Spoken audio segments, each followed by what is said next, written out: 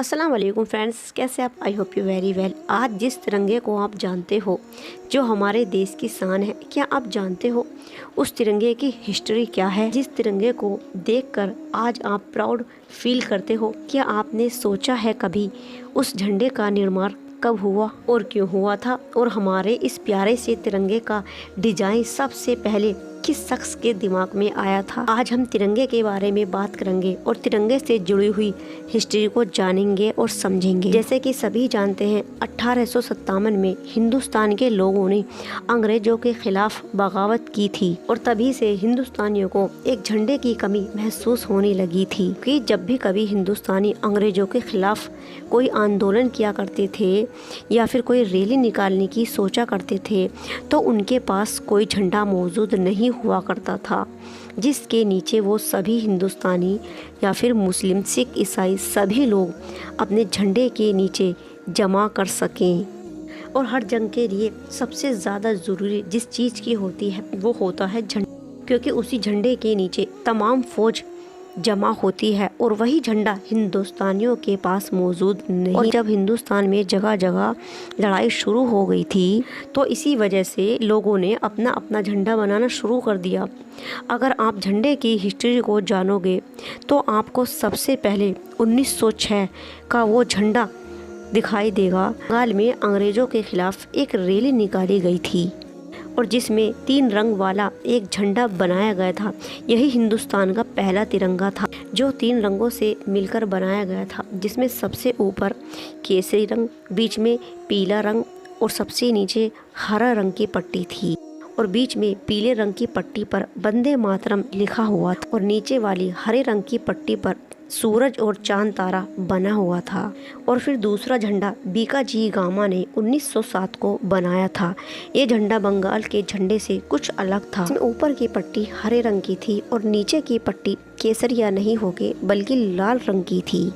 बाकी ये झंडा भी बंगाल के झंडे की तरह ही था। फिर गांधी जी को भी झंडे की टेंशन होने लगी क्योंकि हिंदुस्तान का भी एक झंडा होना चाहिए जिसके नीचे सभी हिंदुस्तानी जमा हो सकें।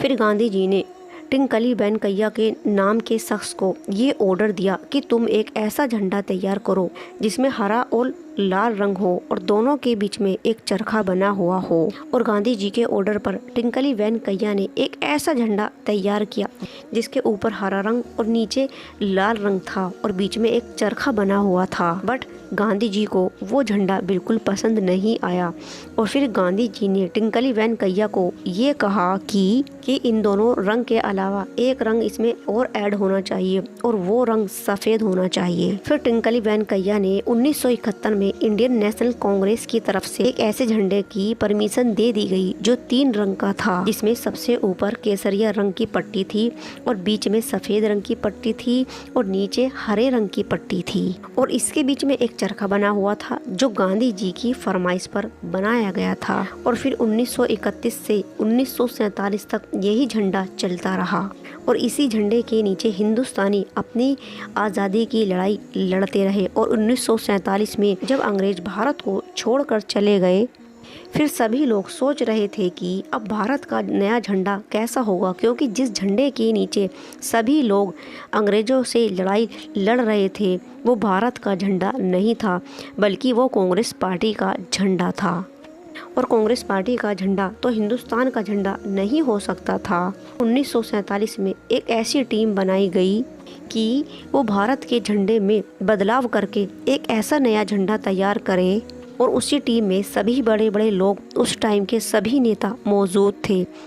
उस जमाने के संविधान सभा के जनरल सिक्योरिटी नाम था बदरुद्दीन तैयब जी और संविधान सभा के सामने बदरुद्दीन तैयब जी ने ये प्रस्ताव रखा कि क्यों ना भारत के पुराने झंडे में से चरखे को निकालकर उसकी जगह अशोक का चक्र लगा दें।